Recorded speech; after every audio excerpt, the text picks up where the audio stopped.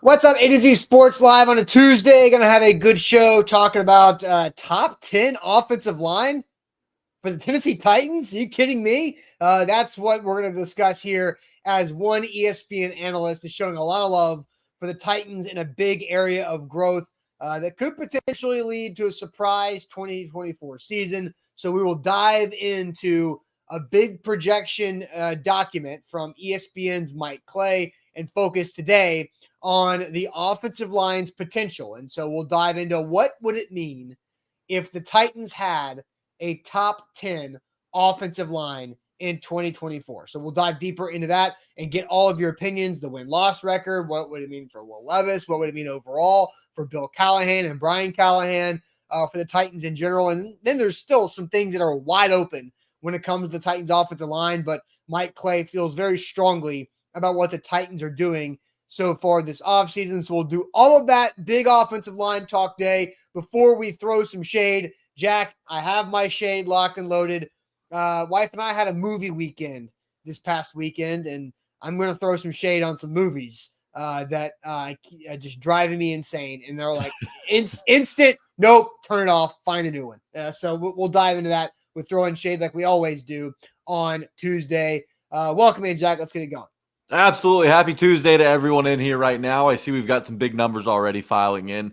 While you guys are jumping on in here, don't forget to like the show. Drop a thumbs up, whether you're watching on Facebook, YouTube, or Twitch. Like the show. It helps us grow the show. It helps us reach new audience members. All of that's good for growing the brand at A to Z Sports. You guys can help us out a lot just by liking the show on the way in. So I encourage all of you to do that. If you're watching on Facebook, share the show. Sharing is caring. We want to share this show into all the Titans groups that we're a part of, or at least one. You know, if everybody shares it into one group, that's doing your job. DYJ today, do your job. Share the show into at least one Titans Facebook group, and we'll bring in as many people as we possibly can in order to take a temperature of the Titans fan base. Some interesting stuff to get to today, and I think a lot of y'all are going to have some different answers in the chat, so I want to hear as many of y'all's answers as possible. We're going to read them. We're going to also read as many as possible today. So share the show if you're watching on Facebook. If you're watching on YouTube, tap that bell icon at the top of your screen. Turn your notifications on because you're not going to want to miss a thing when A to Z Sports posts any content to the YouTube channel. It's going to be rolling out, even in the dead period that we're in right now. Oh, yeah. Content never stops at A to Z Sports. So turn those notifications on if you're watching on YouTube. Finally, if you're watching on Twitch, if you're at work, if you're getting ready to work, you want to kill an hour, you see your buddy over at his cubicle, half asleep, you need to wake him up, send him the link to the show. Text this link to your Titans text groups, and let's get ready for work together. Let's kill an hour if we're already at work and we're already bored on this Tuesday morning. Text this Twitch link around to your Titans text groups. Austin, with all that said, once everybody likes the show, shares the show, it's time to get the show on the road. Yep, let's do it officially. Welcome into A to Z Sports, powered as always by the BetMGM app. I'm Austin Stanley. He is Jack Ginger, the Titan Up podcast of the A to Z Sports Podcast Network. And we are Nashville's on-demand sports talk network, going live weekday mornings at 8 Central Time on Facebook, YouTube, and Twitch. Links to the show segment by segment on our Twitter X timeline. That's at A to Z Sports. Also hit us up on Instagram, TikTok, and Threads for more great Titans content. We got to thank our sponsors because they make it happen for us, and they help out all of you, like Wilson County Hyundai. Make Wilson County Hyundai a part of your new car buying process. Go see them in Lebanon or check them out online at wilsoncountyhyundai.com. The Bone and Joint Institute, boneandjointtn.org. They are the region's destination for comprehensive orthopedic and sports medicine care. And Farm Bureau Health Plans. Get better with Farm Bureau Health Plans. You can do that by getting a quote by using our link today at fbhp.com/ATOZ. So, Jack, diving into our content, and we are Tuesday in a slow week of June. The NFL is quiet this time of year, but Mike Clay has gifted everybody with an 80-page document on his ESPN NFL projections for the 2024 season.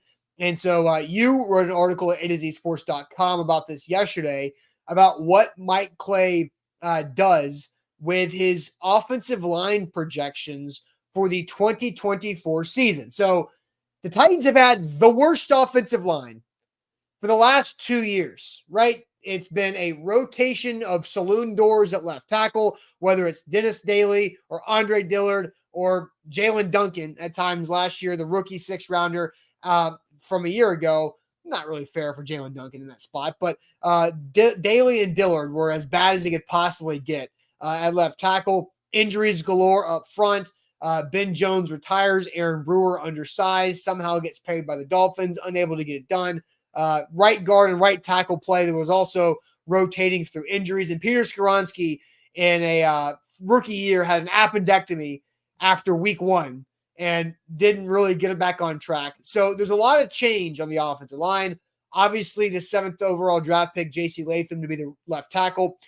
Skoronski back healthier right there at left guard. And then Lloyd Cushenberry, the highest paid center on a free agent deal in NFL history, and then the right side of the offensive line. But Jack, all of that new stuff, including new offensive line coach Bill Callahan, the best offensive line coach in the NFL, Mike Clay of ESPN in his positional rankings has the Titans offensive line the 8th best offensive line in the entire NFL. The 8th. That would be jumping all the way from 32nd to 8th from Mike Clay. And he's got behind the Lions, damn good offensive line, all homegrown and drafted by Detroit. The Browns, where Bill Callahan came from, former Titan offensive lineman Jack Conklin on the right side, Jedrick Wills, a first-round pick who, from Alabama, moved from a right tackle in college to a left tackle in the NFL and the second best offensive line in the league, according to Mike Clay. The Falcons, the Colts, the Jets, the Eagles, who are replacing Jason Kelsey, the Chiefs, who have a very good offensive line, and the Broncos. Then it's the Tennessee Titans that have the 8th best offensive line in the league. Jack, you wrote the article at AtoZSports.com yesterday. What was your initial reaction when you went through and you were like, oh my God, 8th? Really? I mean, I just like yours appears to be. Like I was really surprised, right? I mean, you're talking about a Titans offensive line that last season gave up 64 sacks. And you talked about Dennis Daly, Andre Dillard, and kind of the revolving doors at left tackle for the Tennessee Titans last season. The left tackle position alone gave up 29 sacks last year. 29 sacks credited to the left tackle position by itself. Okay. The Rams and the 49ers, the whole season only gave up 34 sacks. So, I mean, that's pretty incredible when you're looking at it from that angle. But yeah, I mean, to make this jump, like there were only 3 teams in the NFL that allowed more sacks last year than the Titans. And those 3 teams, the New York Giants, the Washington Commanders, and the Carolina Panthers. That's not a group you want to be a part of in the NFL, no matter what position we're talking about. So yeah, those 3 teams were picking ahead. 3 of the 6 picking ahead of the Titans at 7th overall. Yeah. So if they can do that, and I wrote in the story, I said, I think a lot of Titans fans would be fine if they just finished top 15. But if they finish top 10, and if they slot in at 8th, I mean, we're talking playoffs. We'll get to some of these questions here in a minute. And I've got some more data to pull that I think Titans fans will really like. But I mean, if Clay is right, and Clay now in Clay's projections, he does have Dylan Radins at right tackle. He's got Brunskill at right guard. So they're not, I don't know that that's how it'll play out, but he clearly thinks highly of the Cushenberry signing and the Latham pick, as well as the Bill Callahan hire to kind of make this thing work as a cohesive unit. So let's go back to the graphic here because I'm interested to see how Mike Clay does this because he doesn't really provide any reasoning. He doesn't show his work when he comes up with his he just gives us the projections. He gives us the predictions and everything. And his 80-page document has stat predictions for every team, every player in the NFL.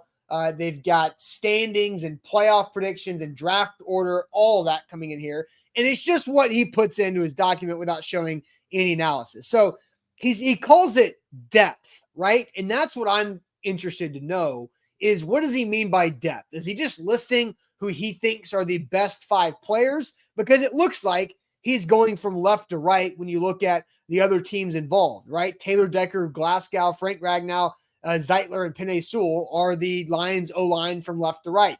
When you look at the Chiefs, I know this, that their left to right is Wanye Morris, former Vol, Joe Thuney, Creed Humphrey, Trey Smith, former Vol, Jawan Taylor. So I think you look at, it looks like that's a left to right. J.C. Latham, Peter Skoronski, Lloyd Cushenberry. Yep, left to right. Daniel Brunskill and Dylan Radins on the right side. I don't know what that right side is going to be. And Bill Callahan was asked about this just last week about the right side of his offensive line. Right side of your line is going to be pretty wide open when you put the pads on? I think so. I think in all fairness, everybody competing for spots and jobs, I think that's the case. I think that, Sadiq, Rad, Dan, all those guys are working extremely hard. There's a lot of versatility there, guys that we can mix and match at the guard spot and also at center. So I'm still kind of looking for the 2 and the 3 center, trying to find ways to build that depth and build that contingency, because as you well know, that can go pretty quick if you do hit that injury snag. So we're trying to build depth there, trying to get more experience. So we're cross-training all those guards at the center position. But I think overall on the right side, we're just looking for guys to come in and compete. Obviously, when Jalen gets a little bit more healthier and Nick gets back out there and then J.O.'s out there, it should be a lot of fun to watch these guys get after it.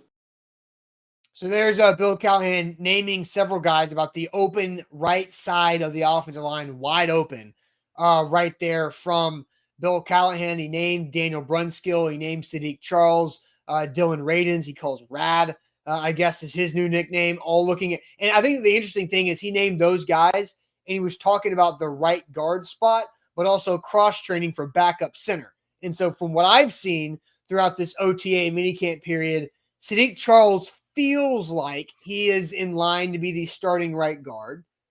Daniel Brunskill feels like he is potentially that depth at center that Bill Callahan was talking about behind Lloyd Cushenberry. And Dylan Radins told us that he is working at only guard. There is no tackle in Dylan Radins' future as of right now for the Tennessee Titans. And then the right tackle options, obviously Nicholas Petit-Frere, he referenced there, coming back from injury with Jalen Duncan. And then John Ojukwu is also getting a lot of reps at the right tackle possibility too. So there's a lot there, wide open on the right side. But I did find it interesting that Mike Clay has the Titans as a top 10 offensive line unit, and the right side is wide open and with a lot of unproven people. Yeah, no doubt. And, again, like being a top half offensive lineman in the NFL probably gets the Titans an answer from Will Levis this upcoming season. We talk about it, and Brian Callahan's mentioned this word quite a lot when he's talking about Will Levis. Comfortability. Will Levis has to feel comfortable in that pocket, because if he's not comfortable, the turnover-worthy throws, the rush decisions, maybe the forced balls, that stuff starts to come to the surface. And if you can have some stability up front, obviously, your quarterback's going to benefit from it. But, from a team like Tony Pollard, Tajay Spears, neither of those two guys are the bruising running backs that the Titans fans have, kind of grown used to with Derrick Henry, DeMarco Murray, all the way back to Eddie George. Like, those dudes are more finesse. Those dudes are kind of burst guys. So if the Titans offensive line can create holes for these dudes to kind of hit that second level and then make a guy miss, then these 7-yard runs are going to turn into 17-yard runs. And we're going to see a whole lot more explosive plays in the run game than we have lately. An offensive line that can't pass block, that struggles to create holes up front for Derrick Henry. I mean, last year, how frustrating was it, Austin? We sat at Acme just, kind of grumbling to ourselves how Derrick Henry, gets touched behind the line of scrimmage about as often as he, picks up a positive game. Sure. And that can't happen if you want to have a functional, balanced offense like the Titans plan on having in 2024. Yeah, for sure. So, Jack, let's go ahead and get the chat more involved this morning with you guys. Make sure you hit that like button. Please like the show. As King VC says, lock in and like the show. So if you haven't done it yet, please hit the like button on Facebook and on YouTube. I know there are people watching that have not hit the like button because we can see the likes. They're public knowledge. I can see how many people are watching. So please hit that like button like King VC asked for. So, Jack, the question right now, this is very open-ended. What would it mean for this season if the Titans' new O-line was ranked in the top 10? What would it mean for this season if the Titans' new worked offensive line was ranked as a top 10 O-line unit? We'll get to your opinions, your comments on that. Open-ended as it gets. What would it mean if the Titans offensive line was a top 10 unit? But first, let me tell you guys all about our friends at the Bone and Joint Institute, boneandjointtn.org, the region's destination for comprehensive orthopedic and sports medicine care. Whenever an injury happens in life, you have to know who you can turn to. I've turned to the Bone and Joint Institute over the years because of the injuries I've had, whether it be my knee tendonitis. I had plantar fasciitis in my foot a couple of years ago, both on the left side. Clearly, I have a problem with the left side of my body. I'm trying to get that figured out with my physical therapy with the Bone and Joint Institute as well. But you can do the same thing, whether your son or daughter gets hurt playing youth sports. Injuries are a part of sports, as we all know, or whether it's just life injuries that happen as you get older and you start to have that old injury creep up from your old playing days. It's bothering you now in your middle ages or deeper into life. The Bone and Joint Institute can help you out. They've got all the resources and the experts. Their main campus in Franklin off of I-65 and Highway 96 has everything right there. They've also got satellite clinics and therapy centers across Williamson County and growing. You can book an appointment today. It's super easy online, boneandjointtn.org. BetMGM.com. Sign up now. There's tons of stuff going on. The NHL Stanley Cup Final is going to happen tonight. We've got Game 5, 3-1 series. We got the College World Series in full swing. Tennessee, Texas A&M look like they're on a collision course. If you want to get the odds now, if you want to bet the Vols or the Aggies now, I would do it while it's still a little bit juicy. You can do all of it on BetMGM and use our bonus code when you sign up, A to Z Sports. That code gets you up to $1,500 back in bonus bets if your first bet misses. New users, if you don't have a sports book or you're looking to change, download BetMGM and plug in our bonus code A to Z Sports for up to $1,500 back in bonus bets if your first bet misses. BetMGM and GameSense remind you to play responsibly. Visit BetMGM.com for terms and conditions. 21 or older. Tennessee only. New customer offer. All promotions. Subject to qualification. Eligible requirements. First online one wager only. Rewards issued non-eligible bonus bets that expire in 7 days. And for problem game sport, call Tennessee Redline 800-889-9789. Jack, we're talking now about Mike Clay of ESPN.com through his full 2024 projections document. Has the Titans offensive line a top 10 team in the NFL, ranked 9th. I messed up the counting earlier. I said 8th, but it's 9th. So right there, 9th behind the Broncos, Chiefs, Eagles, Jets, Colts, Falcons, Browns, Lions. So we're asking the question here, what would it mean for this season if the Titans' new worked O-line was a top 10 unit? So what would it mean? It's very open-ended. So what would it mean for the season if the Titans had a top 10 offensive line? Jack, I'll send you the chat where more people need to like the show still. But what are people saying here with our question today?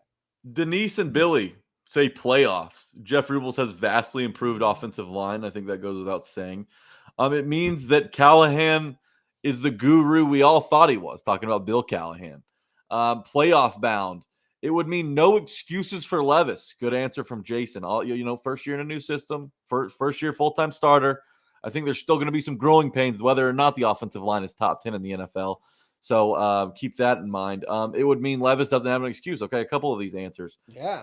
It would mean NPF steps up and takes the job. Let's see. Levis better show us the Mayo man. That's what it means. It means we'll find out if Levis is the guy. Playoffs, playoff team, playoffs, Super Bowl contenders. Now that would be something. If they are a top 10 offensive line, that means the offense is putting up points. Offense goes from 15 points a game to 25 points a game. And that alone is probably worth 4 or 5 wins. I don't know if 25 is reasonable. I think they were a little bit more than 15 points a game. Mm-hmm. Okay. Improvement. Every question about Will Levis will be answered. It means they'll be competitive, a functioning offense. Means we are contending in the division with this wide receiver group, and Levis with time can be deadly. I totally agree. That means our offense as a whole should be top 10, says John. Top 15. Top 15. Possible playoff run, maybe an AFC championship run. We'll see how it plays out. Matchups are everything in the postseason. It would mean Brian Callahan is the head coach we were all waiting for. All right, I'll close it on Steven's comment right there. Austin, to me, looking at the top 10 last year in sacks allowed in the NFL, I'll go through them. 49ers, Super Bowl. Rams, Saints, Steelers, Seahawks, Eagles, Buccaneers. That's your top 7. Of those 7, I believe, and correct me if I'm wrong, but I believe 6 of those teams made the playoffs. Seahawks were the only team that didn't make the playoffs. The Saints. The Saints are the only team that didn't make the playoffs. The Seahawks did. Saints missed the playoffs. Seahawks missed it. Okay, so 6 out of 7. If you finish in the top 7, you're probably in the playoffs. And then tied at 7, the Falcons, who were a win away in Week 18 for making it. The Cowboys, who obviously made it. The Raiders, who finished 8-9. So more than likely, you're going to make the playoffs if you finish with a top 10 offensive line. I think around 70% hit rate is what you'd get out of that group. Another thing is, if you don't make the playoffs, I think 8 out of those 10 teams finished with a record above 500. So you're finishing with at least 9 wins probably if you have a top 10 offensive line. And when you look at the Titans defense and you look at the pieces they assembled on offense, if the Titans offensive line is a top 10 offensive line, then I think you got 2 1,000-yard receivers. You got 2 running backs who could each total at least 1,000 yards in terms of rushing and receiving next year. And you got a quarterback who likely puts up 4K. If you have a top 10 offensive line, if he's not running for his life, if he feels comfortable patting that ball maybe one extra time before letting it ride. And then you got a defense on the opposite side who's got, you have a secondary who's going to stop the pass, who's going to be tough against the pass. You've got an interior defensive line if Devondre Sweat emerges. You have all the pieces you need to not only make the playoffs, Austin, but to win a playoff game. If the Titans have a top 10 offensive line next season, they have a chance to win a playoff game. That's what I believe. If they finish 9th, like Mike Clay says the Titans could, you're going to win a playoff game with that. So you think that's winning a playoff game? That is interesting. So I don't necessarily think. I mean, look, I think here's the interesting thing about this question, because it's a very open-ended question, and I don't think there is a singular right answer. I think there's a lot of right answers. I think the most. So your answer is they can win a playoff game if their offensive line is a top 10, not that they're going to. Exactly. Mm-hmm. So I think the more correct answer than that one is that getting to the playoffs is all on Will Levis's shoulders. I think if they have a top 10 offensive line, then the answer of that everybody was saying was that you get your answer on Will Levis. If you don't make the playoffs with a top 10 offensive line, which you said 70% of the top 10 offensive lines from a year ago of a sacks allowed made the playoffs. You said 8 out of the 10 had at least 9 wins, a winning record. Mm-hmm. So if the Titans don't have a winning record, I'll let you look this up. Who were the 2 teams that gave up the least amount of sacks in the top 10 that did not have a winning record? Because I know the Saints had a winning record, so that's another one. And so I'm curious to see if you can find the top 10 least sacks allowed that did not have a winning record and figure out how did that happen, right? Because I think if the Titans have a top 10 offensive line, they allow the least amount of sacks in the top 10, and they don't have a 9-8 record, then the path to that is probably Will Levis not living up to what we think he can be. So did you find the answer on that question? Yeah, it was the Raiders and the Falcons. Both of those teams. I mean, I would argue that the Titans roster right now is more complete than both of those teams were last season. Would you agree with that? Raiders and the Falcons. So I think that's interesting. Let's go to, because a lot of people were guessing it would be the Colts, who were 8-9, missed the playoffs, but have a good offensive line. So you said it's the Raiders and the Falcons, which the Raiders, I'm not sure if they've lost anybody in free agency or not, but they are beyond. They're outside the top 10, according to Mike Clay. The Falcons are number 3. I think the Falcons, how they had a top 10 offensive line, in Mike Clay's opinion, a top 3 offensive line, and missed the playoffs last year and were the 8th worst team in the NFL is because the quarterback sucked, right? Exactly. Like, very clearly, if they had all these other things, but the quarterback sucked. And so they went and got Kirk Cousins and they drafted Michael Penix Jr. So the answer is it's all up to Will Levis. If the Titans do not make the playoffs with a top 10 offensive line, it's because Will Levis did not either stay healthy or did not play as well as we thought he should. And so, therefore, now you have more questions about Will Levis. But I think the answer is, what does it mean if the Titans have a top 10 offensive line? That it is very clearly all on Will Levis to take this team to a playoff spot, because the door is open with a top 10 offensive line. And Ridley, and D-Hop, and Pollard, and Tajay, and Chig and Wiley's growth as tight ends in this NFL. So I think there's a lot of that too. Yeah, Darius says Desmond Ridder and Aiden O'Connell is all I need to hear. I mean, think about that. If Aiden O'Connell and whoever the hell else was starting at quarterback for the Raiders last year could get that team to 8 wins, and that's not a loaded roster. And the Falcons are the same situation. You know, they started hot. They finished with 7 wins. Desmond Ridder, Taylor Heineke there. I would take Will Levis over every quarterback I just mentioned. So it's a good point. The Titans, if the offensive line comes through like Mike Clay says they will, they've got to make the playoffs. All right, they at least have to win 9 games. This is interesting because you just brought up a good point. So Desmond Ridder and Taylor Heineke, we'd take Will Levis over those 2 guys. Aiden O'Connell and Jimmy Garoppolo, I guess technically, last year. We'd take Will Levis over those 2 guys at quarterback. Would you take Calvin Ridley and DeAndre Hopkins over Drake London and who's the other wide receiver in Atlanta? Without knowing, yes. Kyle Pitts.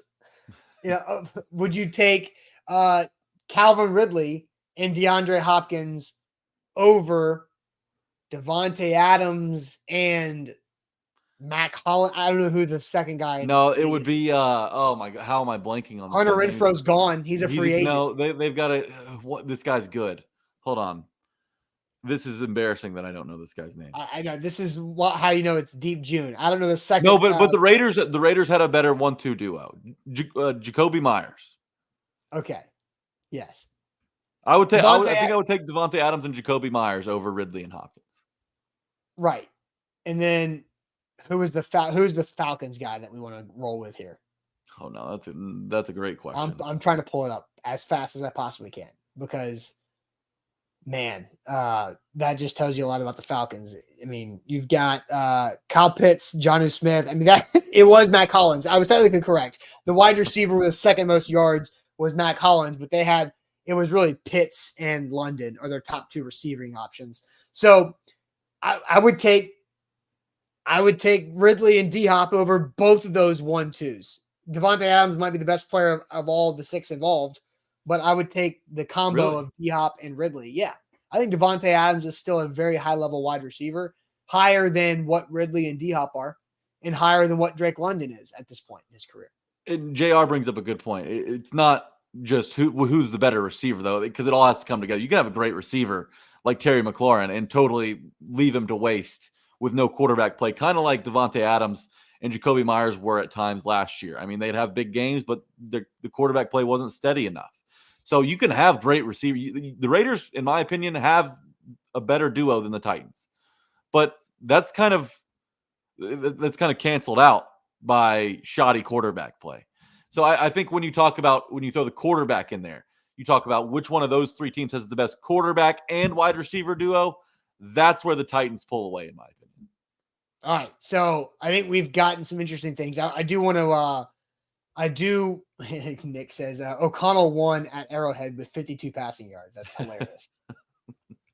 I mean, Malik Willis almost won at Arrowhead with about the same type of stats on Sunday Night Football. Look, nice pass rush sure helps a lot of different things come together.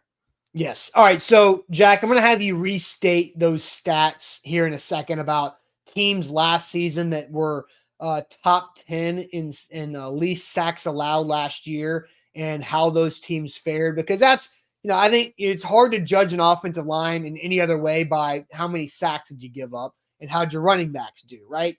So we're going to go through that again, and then I'm going to add on to this topic and figure out because I think it's up to Will Levis, right? If they have a top 10 O-line, great. But I think another question that came in from Mr. Robinson on Facebook says, with quality QB play and the O-line like this, what would the offense look like? So we're going to address that and figure out, okay, let's assume that Will Levis is a solid quarterback in year 2 behind a top 10 offensive line. What does that mean? But first, I'm going to tell you guys all about Farm Bureau Health Plans. You can plan on Farm Bureau Health Plans just like Tennesseans have done for over 77 years. Farm Bureau Health Plans can be there for you as your safety net when you or your family needs it the absolute most, whether it's your health coverage across the board. Maybe you need to add a better dental plan. Don't pay out of pocket to go to the dentist at least twice a year. Take care of those teeth. You only get those. You don't want to have to go spend a bunch of money to get those fake ones that everybody's getting these days out there. Or don't pay out of pocket for contacts either,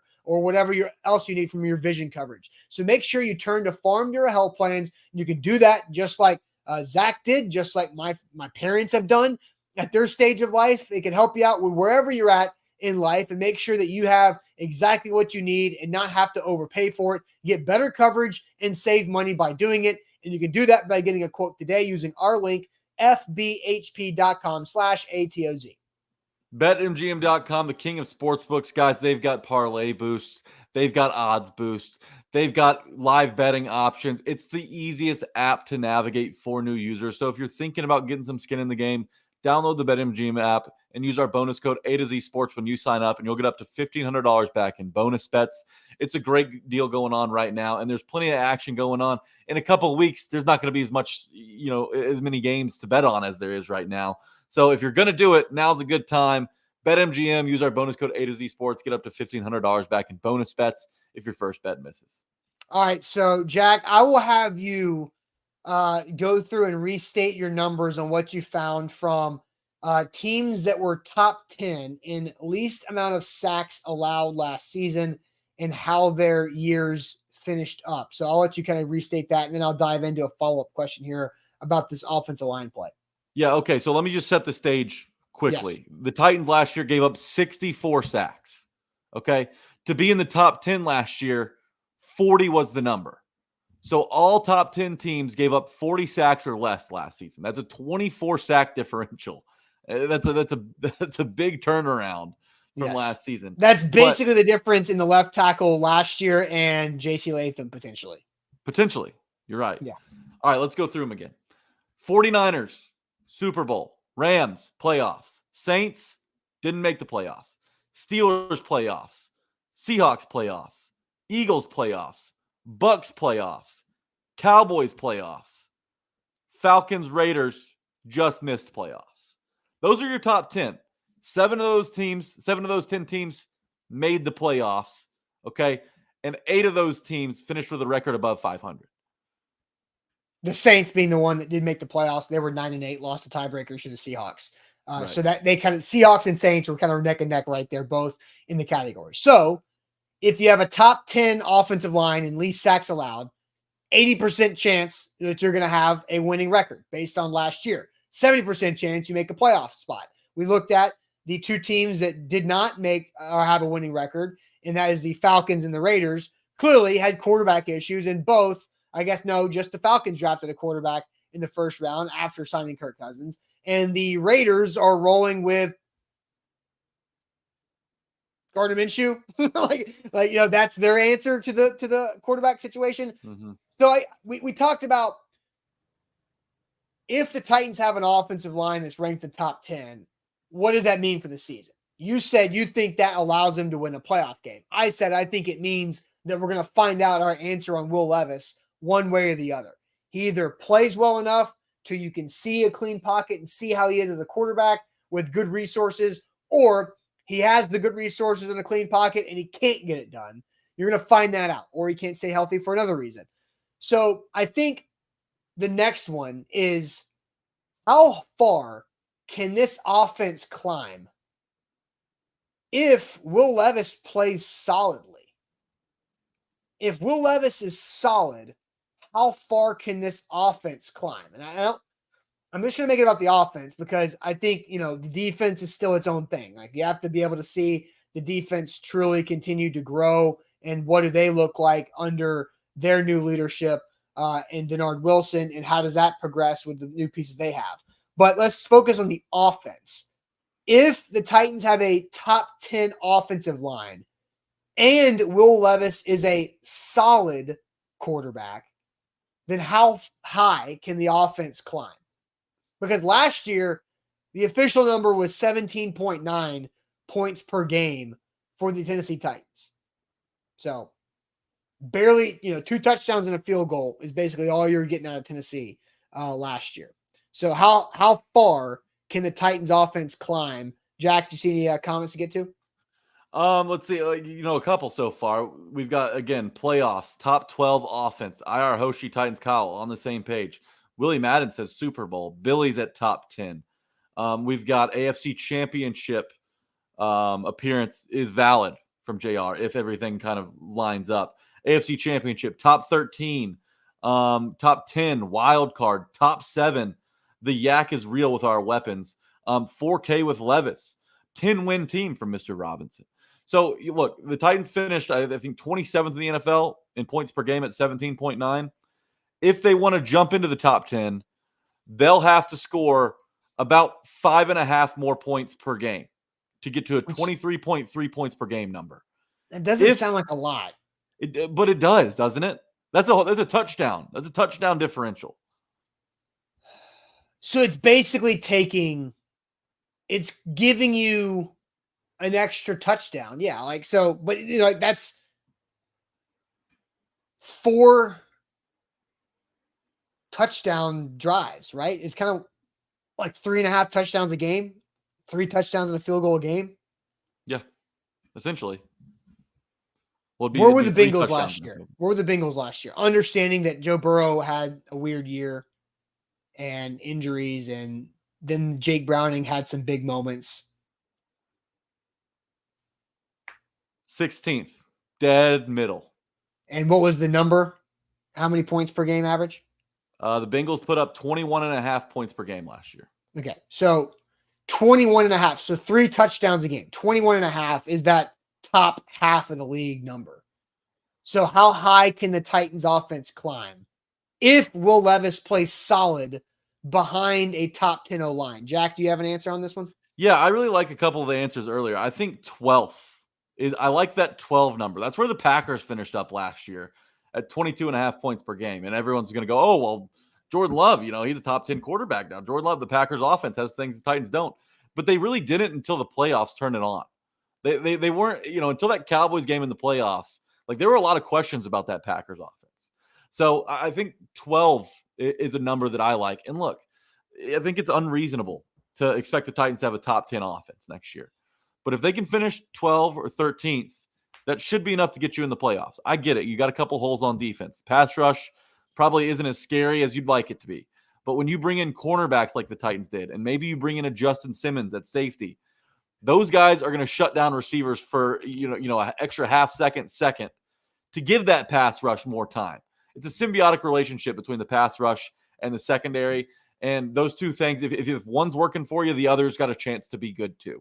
So I think the Titans covered up their deficiency in a pass rush with elite cornerbacks on the back end. So I think if you got a top 12, top 13 offense, the Titans are in the playoffs. So Cap's his total record isn't accurate, but he says the Titans are 11-5 last year with 6 more points per game. I mean, think of all the. I don't know. There's a missing game out there, so I don't know. Like, I can maybe we can roll through last year's results, and I'll pull up that real quick and see what is 6 points more do in that particular game. Let's see. I know they beat the Saints, right? They lose to Cleveland still. They lose to the Colts, lose to the Ravens. So it only changes 1 game in the first 6. So that's 3-3.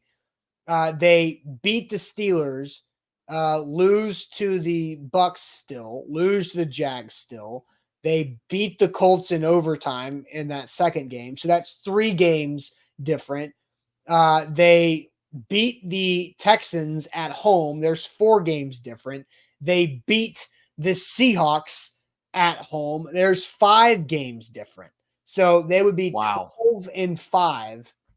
So 5 losses to 6 points or less with a god-awful offensive line and not much else around them, and a defense that has been much improved. That's the NFL, though, right?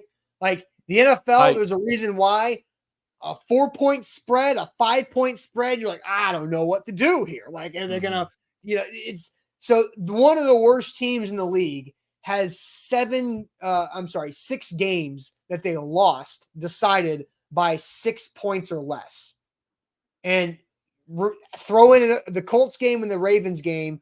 Those were 1-score games, 7 and 8, that are 1 touchdown and an extra point or 2-point conversion away from a tie. So that's a lot of losses. That is 8 losses by 1 score or less. So that's how that works in the NFL. But I don't expect them to be a top 10 offense after being a bottom 5 offense or bottom 6 offense. Technically, that's too much of a jump. So how high can they? Although we're talking about this context, this hypothetical question, the Titans have a top 10 offensive line because Mike Clay is projecting them to have the 9th best O-line in the NFL on his 2024 projections, the 9th best offensive line. Jack, they also, according to you, have a top 8 wide receiver trio. And in this hypothetical that I added, the Titans have solid quarterback play from Will Levis. So if we're putting solid quarterback play from Will Levis with a top 9 O-line and a top 8 wide receiver trio, it's pretty good. And you had Tony Pollard, who, after he got healthy, the back half of last year was the most efficient running back in the league, according to Pro Football Focus. And Tajay Spears, who's getting more and more dynamic. Like, you're starting to see it all come together. All you need is Will Levis to be solid. Yeah. I like your 12 number. And I'm not the only one who's high on the Titans wide receiver units. Actually, Mike Clay, the same. And I encourage you guys to check this out. I mean, it's really in depth, like just in terms of all the rankings. He's got there's 80 rankings. pages. but like for junkies, man, this stuff gets me going. And like Mike Clay also has the Titans wide receiver room as the 8th best in the NFL. So look at you. There were some Jackson Homer takes when I gave out mine on a show earlier this offseason. But Mike Clay tends to agree. And look, if the Titans have all of those things come together, do you want to compare your wide receivers and Mike Clay's? Because I've got your top 10 still saved in the graphics. So sure. I mean, I wish that we had this to pull it and make it easier on the chat. But I mean, we can run through it. I'll show. I have Jack's. These are Jack's top 5. Now you did wide receiver trios. Clay is doing the entire, group, right? So. Jack, who does Mike Clay have as his top 5 wide receiver groups? And we'll compare him to your top 5. Houston, San Francisco, Seattle, Cincinnati, Miami. Okay. So he has 3 of the same top 5. You have the Bears and the Eagles in there instead of San Francisco and Cincinnati. Mm-hmm. Now you have Cincinnati and San Francisco in your top 10. So there's that difference. Where does Mike Clay have the next group of 5? Yeah, then he's got Chicago and Philly, 6 and 7, ahead of the Titans. Same. Behind the Titans are the Vikings and the Rams to round out the top 10. So you have the Bucks at 7, and he has the Rams at 10, and the Bucks not in this. So you guys have 9 of 10 top 10 teams the same. Yeah, and he's got the Bucks at 13th. Okay, so you guys really just differ on two different teams, Rams and Bucks on that. So interesting there. Now, John asked the question to me, Austin, what does solid look like for me for Will Levis? I will not answer that today. I think that would be a great topic to discuss maybe later this week or next week, or I don't know. We can hit that up a lot. I think that would be I did something new, Jack. I posted I created a thread on Reddit for the Titans subreddit. And I kind of asked the question that we talked about last Friday of, what does Will Levis have to accomplish to get a Trevor Lawrence type contract? And man, I was pretty shocked at the wild responses that Reddit thread gave me of people being like, yo, calm down, Homer. I'm like, okay. I think we learned Friday during our conversation that Will Levis doesn't have to do that much to get $300 million in a contract in the summer of 2026. But I think with John's question, maybe tomorrow on the show, what does solid look like from Will Levis this season? Yeah, I think it'd be a great topic. And look, Titans fans are gonna say 4,000 yards, 25 touchdowns. Is that solid though, or is that kind of exceeding expectations for Will Levis? We've seen it. We've seen the flashes, right? And we understand that the Titans invested heavily in Will Levis. Talk about bringing in Callahan, bringing in Ridley, bringing in Cushenberry and Latham and Tony Pollard, guys, Tyler Boyd, all guys that are going to help Will Levis this year. But we're talking about a first-year full-time starter again in Will Levis. And Titans fans are going to say, oh, well, look at what C.J. Stroud did. And by the way, somebody asked, I think it was Roy asked, where the Texans offensive line ranked last year. 22nd. And they still had the season that they had. So, look, you don't have to have a top 10 offensive line. You don't have to have a top 15 offensive line to make the playoffs. But you do have to have a quarterback and a defense who can cover up some of the deficiencies that your roster has. And I'm not so sure if Will Levis can be that early in the season. Hopefully, the last quarter of the year, the last month and a half, Will Levis starts to emerge as a guy who can really cover up a lot of deficiencies up front for the Titans in terms of running the quick game, in terms of getting the ball out early and making sound decisions in the pocket. But we haven't seen that out of him yet. So I do want to kind of pump the brakes on that when we're talking about a solid season. I don't think it's, solid is 4,000 yards and 25 touchdowns. I think it's a little under those numbers. All right, I got a comment to get to here real quick. Before shade, this is going to be some early shade for me, but real quick, don't forget King VC says lock in, like the show. Hit the like button if you can. I do want to get to this guy because Jonathan asked a good question. What does solid mean from Will Levis? And I said maybe that's a topic for later this week. And where did my guy go? Now I lost this comment here to get to this guy who I've never necessarily seen in the chat before. Oh no, I lost his comment. Where did he go? Michael J. Coleman. He says, why the F you can't answer folks' questions, little dude? One, the disrespect for you coming onto our platform and calling me a little dude is ridiculous. So appreciate you coming to watch our show. Michael J. Coleman, we do our best all the damn time to ask people's questions. If you want me to answer a question, Michael J. Coleman, then you can go over to YouTube and give a super chat because we have a rule in the show where we have to read every super chat that gets sent into the YouTube chat. So I will answer John's question at some point later this week, but we are at that point 44 minutes into a show on a Tuesday on June 18th. Happy birthday, Zach Bingham, by the way. He's getting really close to 40, which is kind of freaking me out and him out, I'm sure. But Michael J. Coleman, I will answer John's question with a lot of good thought and good in-depth reaction. And I will ask you, Michael J. Coleman, what you think solid from Will Levis can be, and we'll do a full show about it. So Michael J. Coleman, my reasoning for not answering John's question right now is because that's a great question. It's a great topic. John deserves bravo. Thank you, John, for making the rest of the week easier on Jack, Sam, and I on figuring out what we can talk about on Wednesday, Thursday, and Friday in late June when nothing is happening in the NFL. So appreciate John for that. And Michael J. Coleman comes back and says, he asked you today, not another time. Well, it's my show. I get to figure out how I want to do it. So and that's how we handle things here. We want to do it justice. We don't want to just gloss right over it in 2 to 3 minutes. Like, let's break it down. And if we're going to answer it, let's answer it right.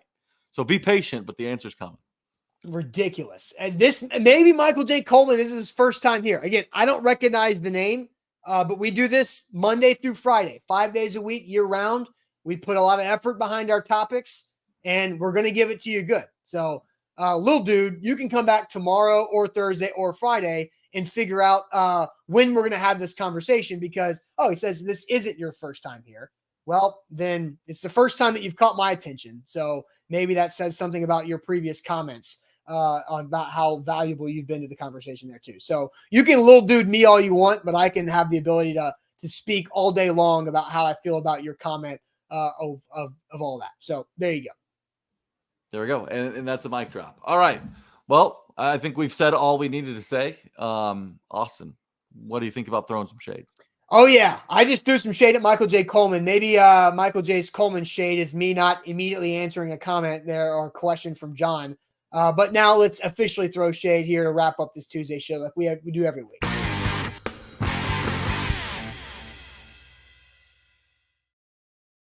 Shout out to Wilson County Hyundai. Make them a part of your new car buying process. Our guy Payne Bone does a phenomenal job by making your car buying experience as smooth and not cringy as it is in other places. So go check out Wilson County Hyundai. You can see him in Lebanon to save money on that new ride, or online at wilsoncountyhyundai.com. If you have shade, throw the shade in the chat, whatever you need to get off your chest at this point. So throw in some shade here on this Tuesday. Do you have shade, Jack, or do you want to start with the chat? What are you saying here? I'll throw some shade while the chat gets their shade in. Austin, I was so disappointed in how the NBA Finals played out. Luka Doncic is the best player in that series. Kyrie Irving should have the most motivation of any player in that series, even though the Celtics have kind of been left at the altar a couple times. But that team gave up so quickly, and it was so frustrating to watch. I mean, you talk about a player who lets his offense affect his defense. Luka Doncic, I mean, there were transition buckets he was giving up throughout the series. The refs got to him. Kyrie Irving, every time he was in Boston, just shrunk. That was supposed to be at least a 6-game series that goes 5 because the Boston Celtics decided to not show up and rest Porzingis in Game 4.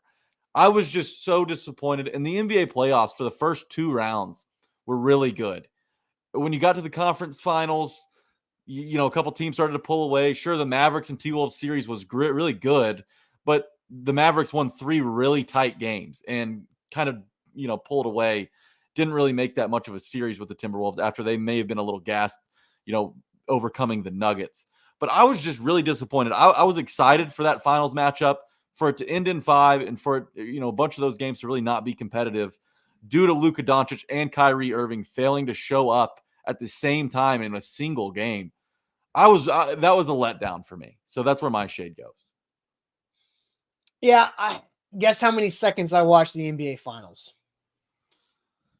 I mean, you're not an NBA guy. You're not an MLB guy. You kind of stick to the football world. So I'm going to guess 0. 0 seconds. It doesn't do anything for me. And like, I kind of felt like it was the Celtics series to win. And so it didn't really have that drama that I was really hoping for. Kyrie back in Boston, Porzingis. No, but I think like it doesn't matter. Like I don't like NBA drama. It's like high school petty stuff. It's like, oh, you were friends with this guy and now you're on this side, but you're like your cliques don't get along. It just seems like high school drama is what the NBA is. It's also why I don't like the WWE. It's like it feels like manufactured high school drama, and I don't care for that much. I don't know. Kyrie stomping on Lucky in the middle of the court. They hated him when he was there. He hated being there.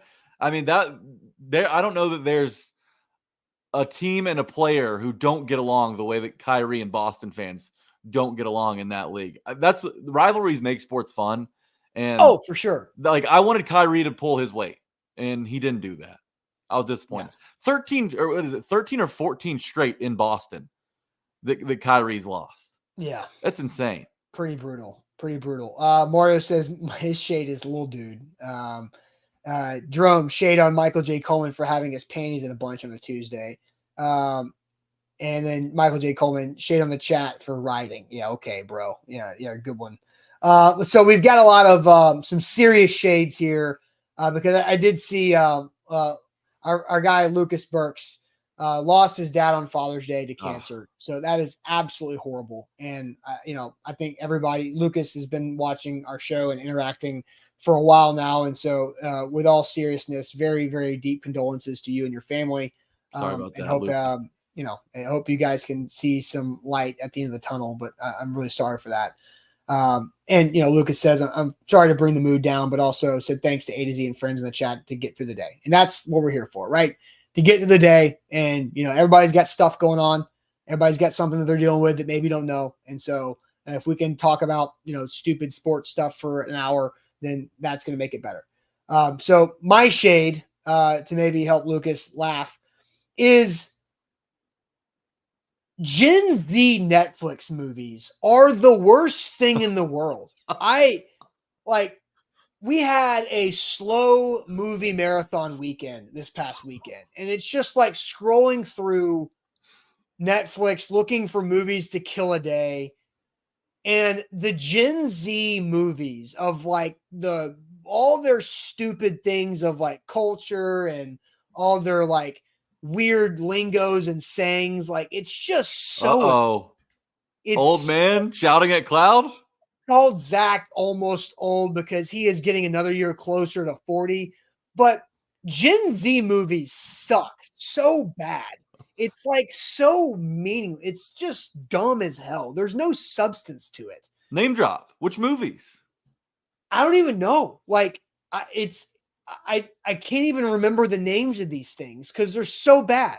And it's also like I think we probably quit watching about 3 movies 20 to 30 minutes in just because the characters are so insufferable. Like it's so bad.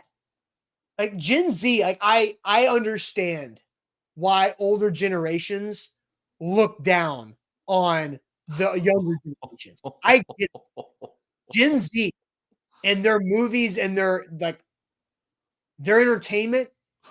Everything's about like they're making movies about these people who are so involved in like TikTok and their brand and their social media, and it all lives through that. It's like, God, this is awful.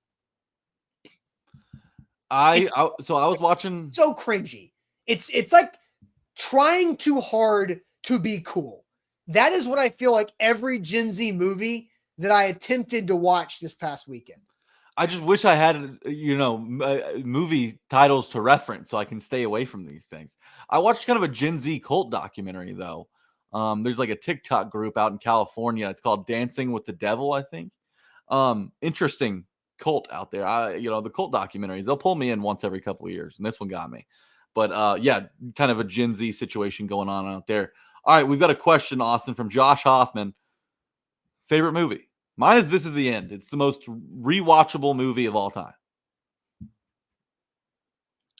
I don't have like favorite movies. Like I don't, to be honest, I really don't. Like I have like holiday movies that I enjoy during those seasons, but I don't really have a favorite movie. I'm not a big movie person, which is why I don't know what to watch when we're having like a slow Saturday and I don't know what to turn on. And so that's why I end up watching, the first third of 3 Gen Z movies that made me turn it off.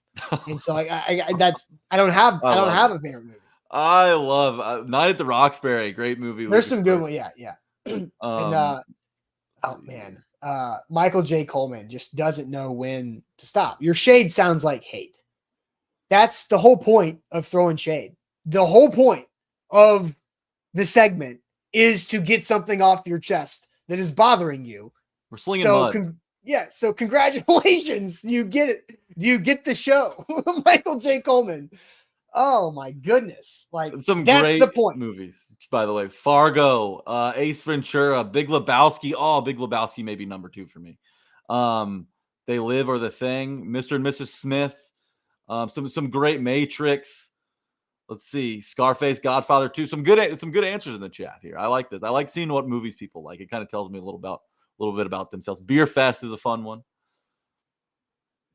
Yeah, I mean, like, really don't have one. That's crazy. No, like, there's not like a movie that like I'm watching that. Like, I'm more of a binge TV show watcher than I am a movie. All right, well, let me rephrase the question.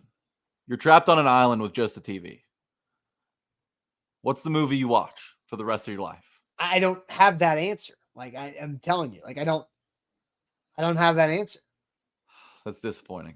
I mean, at one point in my life, Forrest Gump was my favorite movie, but I haven't watched Forrest Gump in probably close to 15 years. See, that would have been a great answer. But I haven't watched it in 15 years. Like, honestly.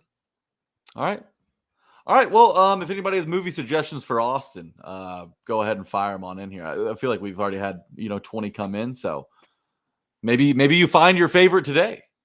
I hope. I tell you what, it's not going to be anything that's been made by some Gen Z straight to Netflix from 2023 to now. Like, it's not going to be that. We're the Millers, Jurassic Park, Fast Times at Ridgemont High, very good. Lord of the Rings, Gremlins. That's an interesting choice.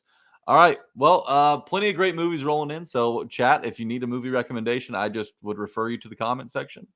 But yeah, Austin, maybe think of a movie for next time. Look, Maybe we Remember do a the Magic Titans. Bucket question. I could watch Remember the Titans all day long, but I don't think it's what I would pick if I was stranded and only had one thing to do.